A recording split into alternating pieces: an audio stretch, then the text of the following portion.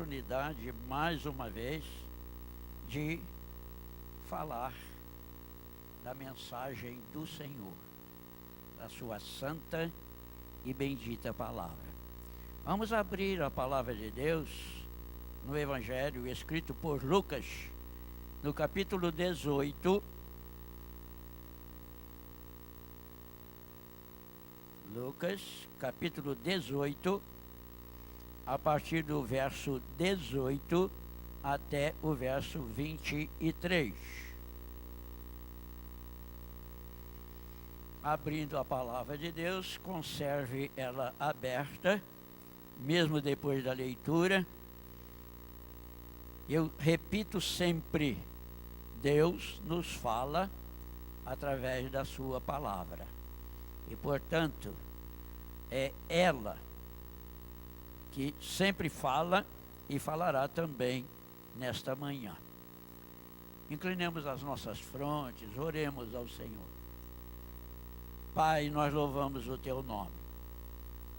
Agradecido, Senhor, pelas bênçãos derramadas sobre nós. Sobretudo o privilégio de sermos Teus filhos, isto pela mediação do Senhor Jesus Cristo. Te damos graça porque Tu mesmo nos trouxeste à Tua casa nesta manhã para prestar-te culto, e até aqui temos cantado louvores a Ti. Já lemos a Tua palavra quando Tu nos falas através dela, e falado contigo também em oração, como fazemos neste instante. Agora, Senhor, abrimos a Tua palavra para a meditação da mesma.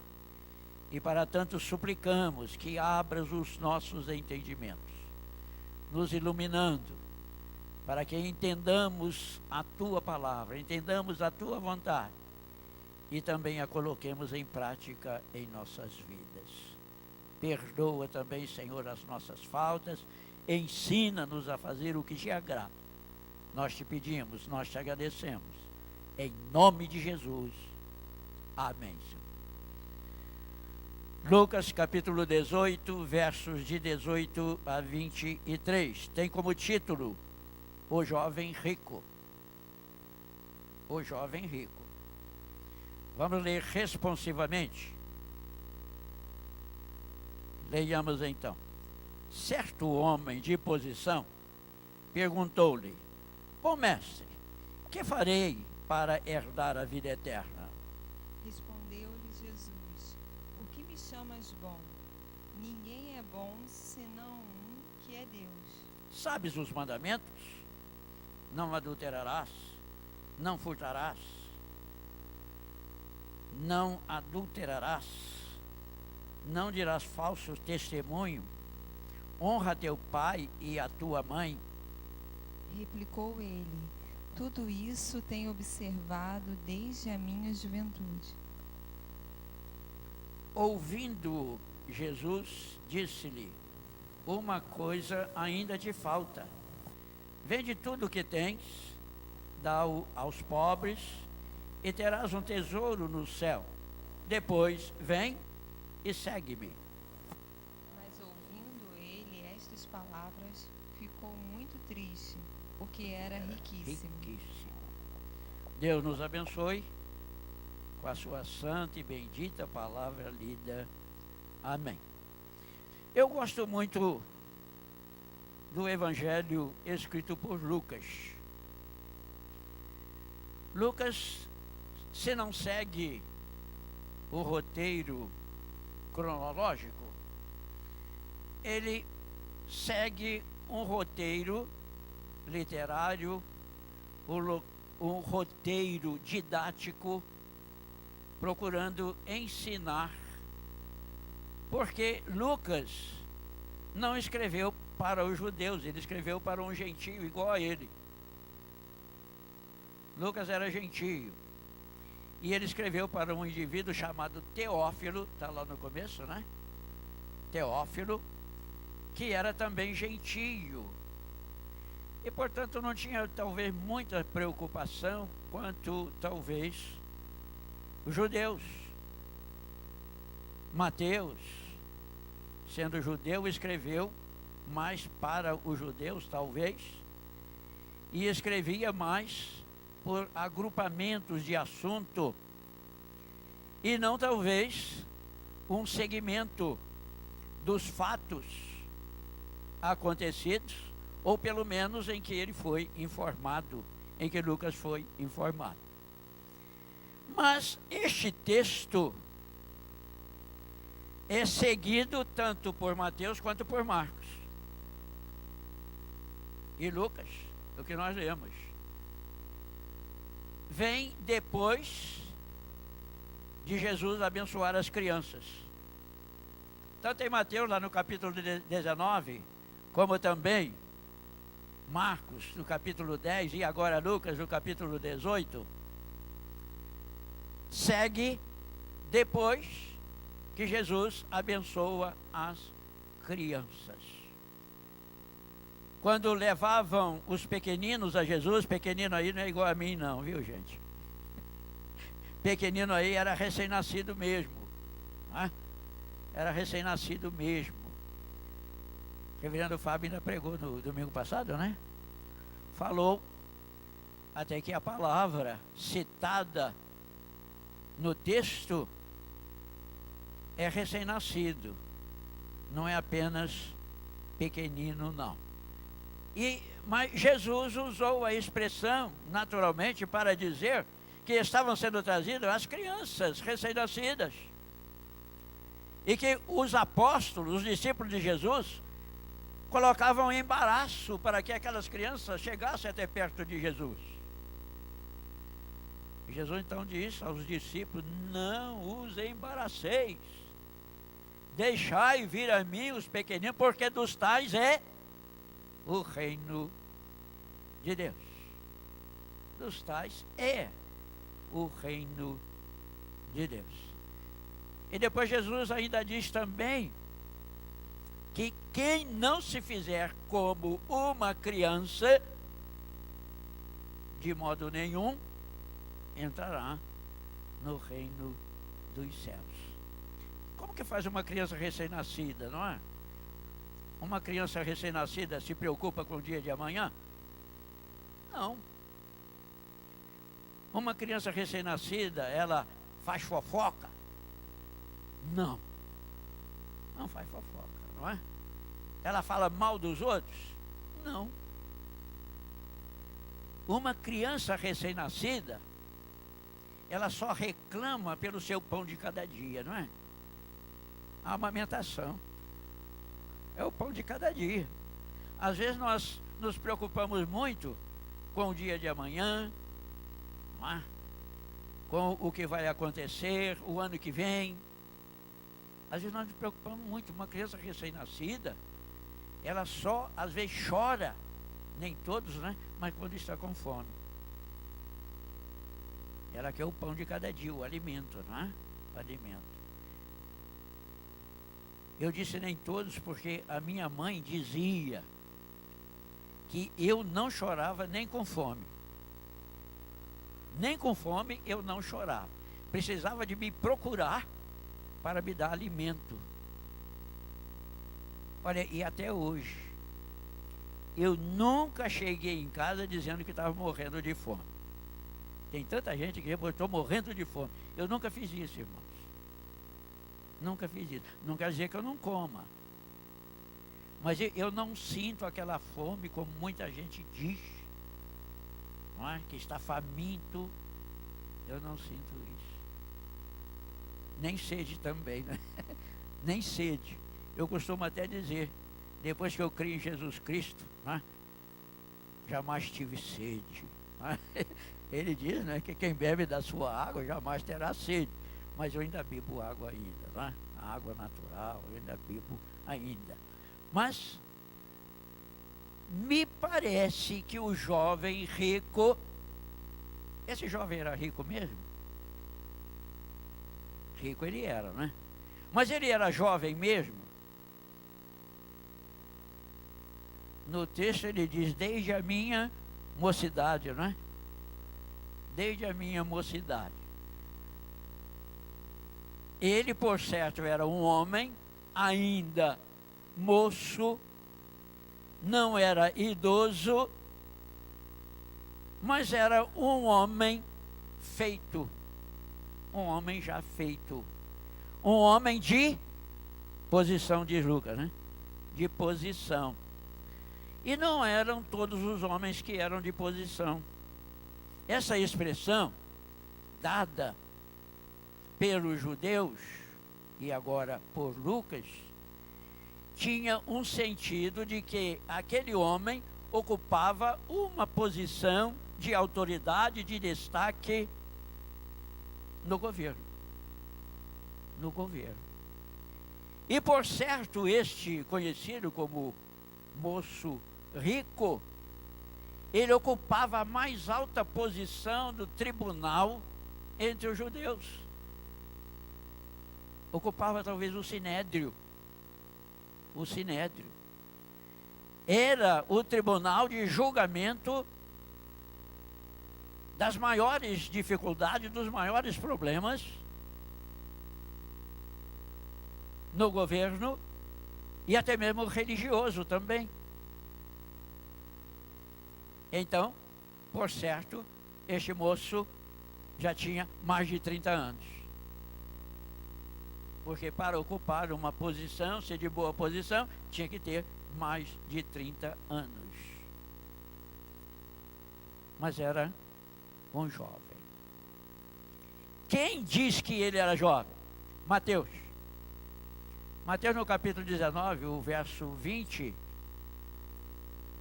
depois que Jesus falou para ele os mandamentos, diz lá, replicou-lhe o jovem. Replicou-lhe o jovem. Então era um homem ainda moço. Um homem ainda moço.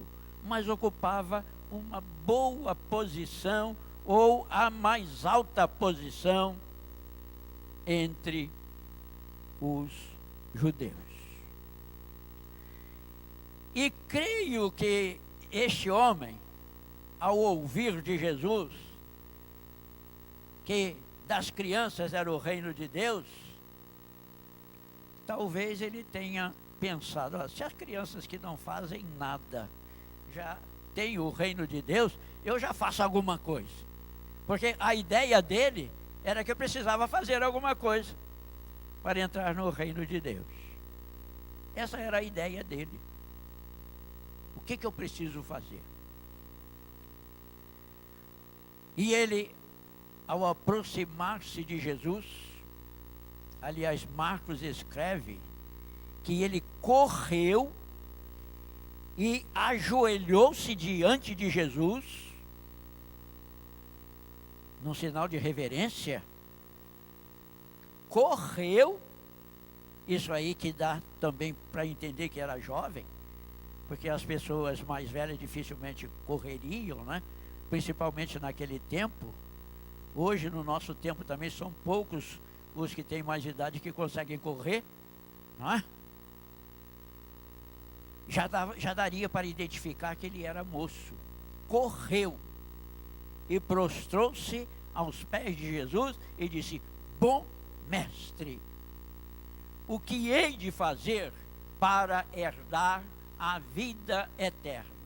O que eu preciso fazer para herdar a vida eterna? Jesus pergunta ao moço, por que me chamas bom? Por que me chamas bom? Bom só tem um, que é Deus. Bom só existe um, que é Deus.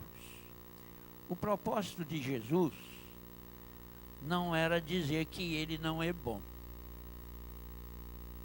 Ou talvez o jovem estivesse chamando ele como homem, não é? De homem bom. O propósito de Jesus é dizer, olha, só Deus é de fato bom. Só Deus é de fato bom. Nós lemos um texto ainda há pouco em Efésios, diz, sendo Deus rico em misericórdia. Não é? Só Deus é rico em misericórdia. Só Deus é bondoso. Não existe nenhum de nós, por mais bom que procure ser, que possa ser chamado de bom. De fato, mas só Deus é, na verdade, bom.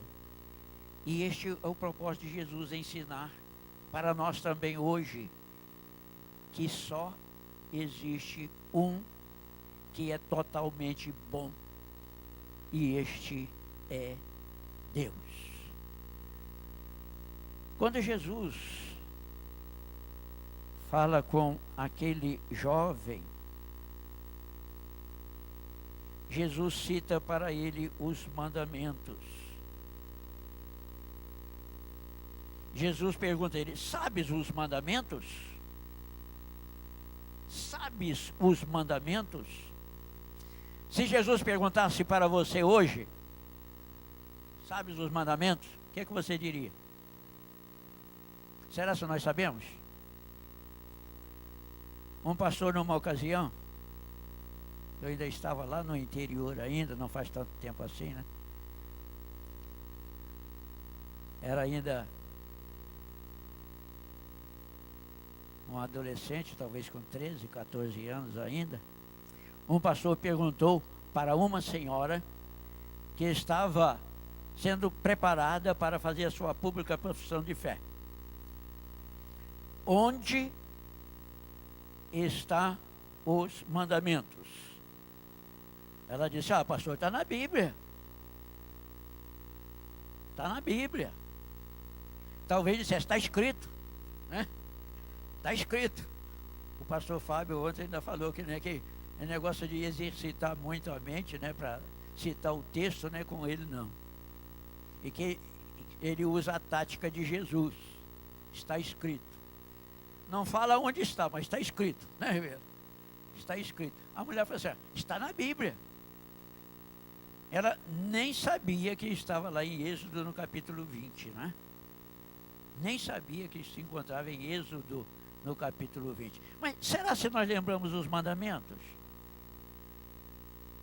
Jesus citou só os mandamentos que falam no sentido horizontal. Jesus não falou os mandamentos que estão no sentido vertical, no sentido vertical. Mas será que nós lembramos? O primeiro mandamento começa lá no verso 3 do capítulo 20, até o verso 17. Não terás outro Deus além de mim. Não terás outro Deus além de mim. Deus falando. Jesus talvez falasse só a segunda parte, porque o judeu, de modo geral, diz que eles creem num único Deus. Um único Deus. Não há outro Deus para o judeu, para nós também, né? Para nós também. E o judeu, segundo também, que adora um só Deus. O segundo mandamento é: não farás para ti imagem de escultura, nem semelhança alguma do que é embaixo da terra, nem em cima no céu, nem nas águas debaixo da terra, não é? Em lugar nenhum. Não te encurvarás a ela, não a adorarás, nem lhes darás culto. E o terceiro: não tomarás o nome do Senhor teu Deus em vão. O judeu tinha muito cuidado para falar o nome de Deus. Nós, os brasileiros, às vezes alguém conta uma história para nós, aí a pessoa diz: meu Deus, já toma o nome de Deus em vão, não tem nenhum sentido, não há nenhuma invocação. Mas é um citar. Quando você fala alguma coisa para uma pessoa e a pessoa não acredita, ela fala: jura. A outra fala: por Deus. Não é? Por Deus, juramento. É um tomar o nome de Deus em vão. Mas segundo os judeus, tinham cuidado em falar o nome de Deus, não falar em vão. O quarto mandamento é o dia de hoje, né, gente? É o dia de hoje. Lembra-te do dia de descanso, né? dia de descanso. Lá está escrito, lembra-te do dia de sábado, né? Porque a palavra sábado, sabate, no hebraico, quer dizer descanso. Muita gente leva literalmente, né, sábado, que não tem nada a ver com o nosso dia de sábado, dia da semana, que foi dado, não é? Sábado, o último dia da semana. Lá no Velho Testamento também era o último dia da semana, sábado. E foi dado o mesmo nome, que em inglês não quer dizer sábado, né? É dia de Saturno, não é isso? Saturday, dia de Saturno. Então não tem nada a ver com isso, mas é o dia do Senhor, o dia de hoje. Quanta gente não leva em conta o dia que é do Senhor? Não, esse é o meu dia, é o meu dia de descanso. Mas esse dia é o dia do Senhor, é o dia de estarmos na casa de Deus, na casa do Senhor. Para o jovem rico, talvez não fosse necessário citar esses primeiros mandamentos, mas para nós, irmãos, às vezes nós não lembramos mesmo, né? E aí Jesus perguntava, sabes os mandamentos? E depois, para chegar no final, tudo isso tem observado. Tudo isso tem observado. Quando a gente não sabe, consegue guardar o que não sabe, fica difícil, né? Fica difícil. E Jesus então fala para aquele moço os 6 mandamentos do sentido horizontal, relacionado homem com homem, relacionado com a humanidade, eu e você.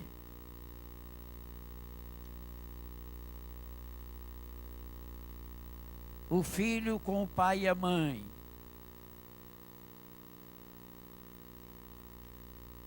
com a humanidade, não matar, não adulterar, não furtar, não dar, não levantar falso a ninguém, não dizer falso testemunho, não cobiçar coisa alguma. Lucas parece registrar só 5 mandamentos desses 6, mas Marcos registra os 6 mandamentos, que são horizontais. Embora resumidamente, mas cita os 6 mandamentos horizontais. Sabes os mandamentos? Aquele jovem declarou saber os mandamentos. Declarou saber os mandamentos. Mas antes disso, a pergunta dele a Jesus era: o que eu tenho que fazer para herdar a vida eterna? Aquele jovem talvez estivesse pensando: eu já herdei a riqueza deste mundo. Porque o que se considera é que, como jovem, ele não havia adquirido uma riqueza por trabalho dele, um trabalho próprio. Até hoje é muito difícil, né? O moço conseguir riqueza ainda na sua juventude. É bem verdade que hoje, com as tecnologias existentes, né, o empreendimento, invenções, às vezes ele pode ter um invento muito elevado e vender por um bom dinheiro. Pode acontecer, mas é muito raro. É muito difícil. Mas o jovem talvez, eu que já herdei os bens materiais. Quanto jovem hoje gostaria de ser assim, não é? Rico. E às vezes dizia, não me falta nada. Mas o moço estava preocupado com uma coisa: o que é que me falta? O que me falta ainda? Fazer para herdar a vida eterna. Uma coisa que ele não sabia é que fazer para herdar a vida eterna não precisava fazer nada. Jesus fez tudo por nós. Embora no tempo do jovem, Jesus ainda não tinha morrido na cruz, né? Ainda não havia morrido na cruz, ainda não havia ressuscitado. Talvez o jovem não visse Jesus como o Filho de Deus que tinha vindo para salvar a todo aquele que nele cresce. Talvez não fosse essa a ideia dele. E pensava como os demais judeus, o que eu tenho que fazer para herdar a vida eterna? Meus irmãos, herdar a vida eterna, ele estava dizendo que era uma herança. Era uma herança. Não seria algo do seu próprio esforço, mas era algo vindo de Deus, que pertencia a Deus. E vida eterna, o que é vida eterna? Para nós, às vezes, podíamos dizer, não, é a vida para sempre, mas não é apenas isso. Não é uma vida permanente apenas, mas é vida de Deus. Vida de Deus. Uma vida gloriosa. Jesus diz que ele deixou a sua glória para vir e viver entre os homens, mas voltar para a sua glória. E é para lá que Jesus veio nos buscar, para levar para a sua glória, para desfrutarmos da vida de Deus, desfrutarmos na vida do reino dos céus. É sobre esta vida que o moço, talvez até sem entender bem, estivesse perguntando: o que eu tenho que fazer para desfrutar desta vida com Deus? E que a gente já desfruta dela junto com Cristo Jesus aqui no mundo. Aqui no mundo. Meus irmãos, olha, alguém já disse, eu não preciso de muita coisa para viver. Eu não preciso de muita coisa para viver. Nós corremos atrás de grandes coisas. O salmista já dizia, eu não ando atrás de grandes coisas. Mas às vezes nós fazemos isso. Jesus nos ensinou a pedir o quê? O pão de cada dia. O pão de cada dia. Mas às vezes nós ficamos correndo atrás de riqueza. E que vai ficar tudo por aqui. Ninguém vai levar nada.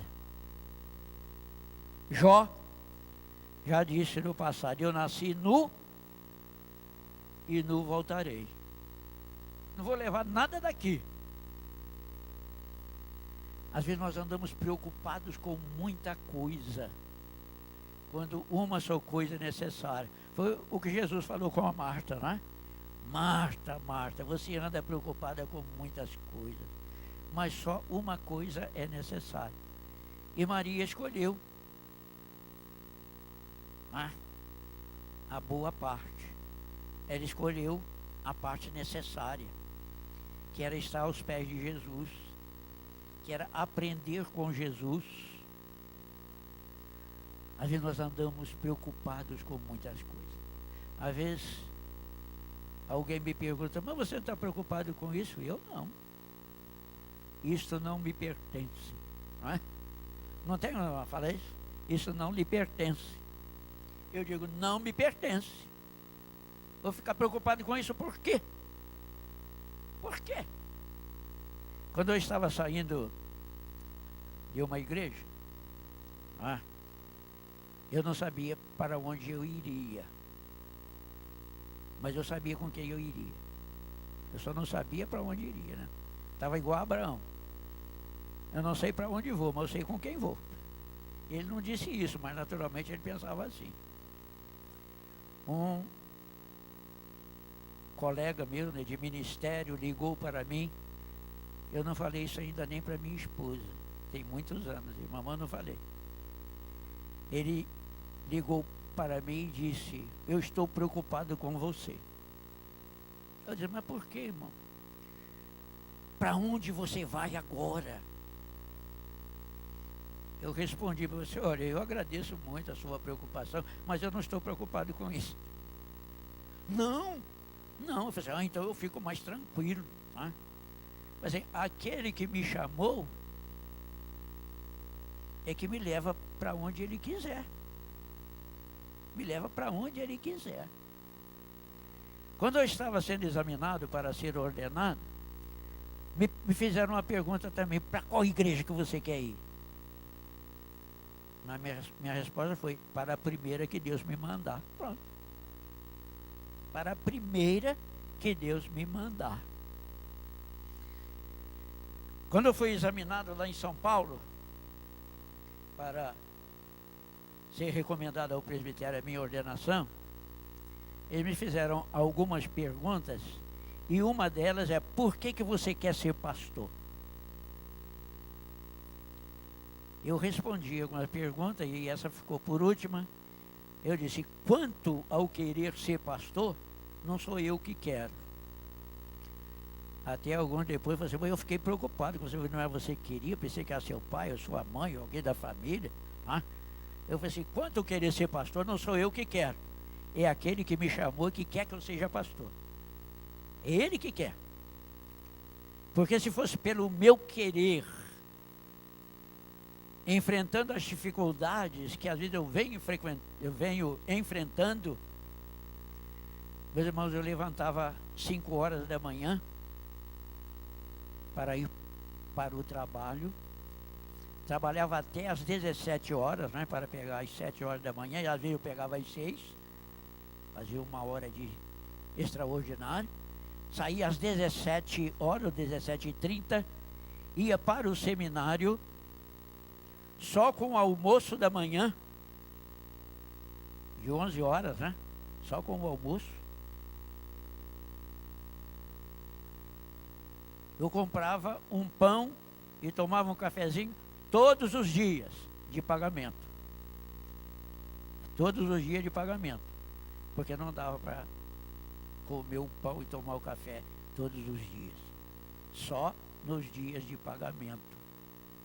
E chegava em casa à meia-noite para comer alguma coisa, dormir e levantar no dia 5 da manhã. Então, só Deus mesmo para dar força, para permanecer firme e chegar até lá onde cheguei, pela graça de Deus, pela misericórdia de Deus, e hoje até aqui. Até aqui nos ajudou o Senhor, como diz Samuel.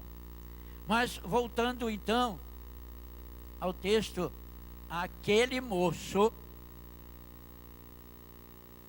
rico, que muita gente poderia dizer, ele tinha tudo para ser feliz, mas não era. Não era. Muita gente pensa que dinheiro traz felicidade, né? Dinheiro às vezes tem trazido morte, tem trazido desgraça para muita gente que confia na riqueza, confia no dinheiro, confia no poder. Tem sido a desgraça de muita gente. Basta recordar o que está acontecendo no Brasil. Não vamos falar do que está acontecendo, mas tem trazido desgraça para muita gente. Aquele moço, quando ouviu de Jesus, sabe os mandamentos, e Jesus recitou os mandamentos para ele, não deu o trabalho de dizer quais os mandamentos, mas disse os mandamentos para ele. Eu disse: estou feito, estou lá.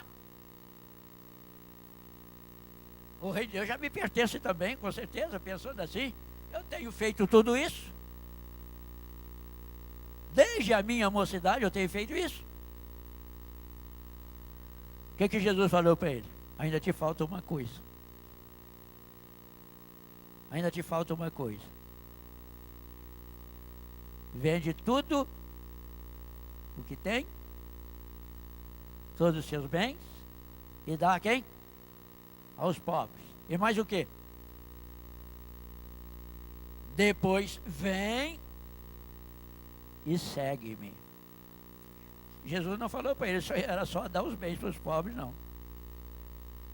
Depois vem e segue-me. Era um candidato ao discipulado, né? Um candidato ao discipulado, ser discípulo de Jesus. Mas Jesus falou para ele, olha, para ser meu discípulo, precisa negar a si mesmo. Precisa de abnegação. Precisa desapegar. Não é um ditado que é muito usado aí agora? Desapega, fulano, não é isso? Desapega. A gente guarda, às vezes, muita coisa que talvez não precisasse guardar, né? Mas desapega. E Jesus estava dizendo uma linguagem de hoje para aquele moço, ó, desapega. Desapega dos seus pensamentos, da sua riqueza. Você está muito apegado à riqueza, aos bens materiais.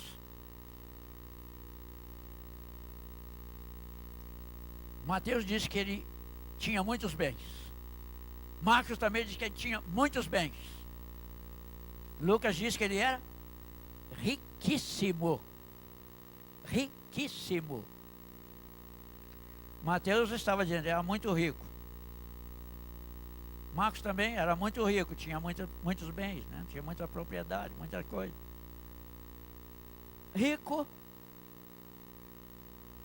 é o adjetivo no estado simples, não é comum. Muito rico já é o quê? Já é o grau superlativo, absoluto, analítico, não é isso? Cabe análise. Que muito rico, por exemplo, para mim, se tiver o que comer e beber, não é, cada dia, eu sou rico, e rico da graça de Deus, da misericórdia do Senhor. Paulo dizia, eu aprendi a estar contente em toda e qualquer situação, tanto a ter fartura, como a padecer necessidade. Eu estou satisfeito em toda e qualquer situação, que dizia Paulo. Nós precisamos estar assim também, irmãos. Já Lucas disse, era riquíssimo. É o adjetivo, não é? No estado superlativo, absoluto, analítico. Aliás, sintético. Analítico é muito rico. Riquíssimo é sintetizar. Falou tudo, né? Está falado. Não é isso que a pessoa fala? Está falado. É isso.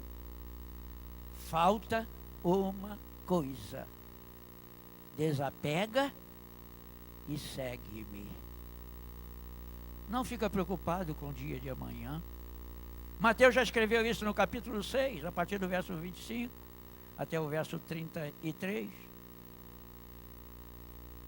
Não é isso? Jesus diz, buscai primeiro o que? O reino de Deus e a sua justiça. Aliás, Mateus escreveu, mas foi Jesus que disse. Buscar em primeiro lugar o reino de Deus, a sua justiça, e todas as demais coisas serão acrescentadas. O apóstolo Paulo diz, não andeis ansiosos por coisa alguma. Coisa alguma.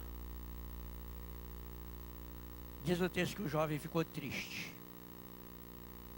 porque era muito rico. Desapegar de tudo isso eu não consigo. Não é? Não consigo. E o jovem saiu triste. Triste. Não encontramos nenhum outro registro sobre este moço. Pelo menos eu não conheço. Mas saiu triste. Porque sabia os mandamentos. Diz que guardava os mandamentos. Mas não queria negar a si mesmo e seguir a Jesus. Ser discípulo de Jesus, irmãos, requer abnegação, desapegar de muita coisa e servir a Jesus. Vem e segue-me. Disse Jesus. Que Deus mesmo nos abençoe. Amém.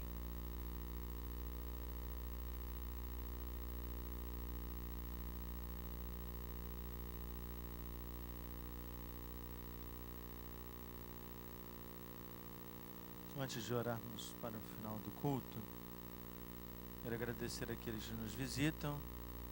Já vejo que a comissão de acolhimento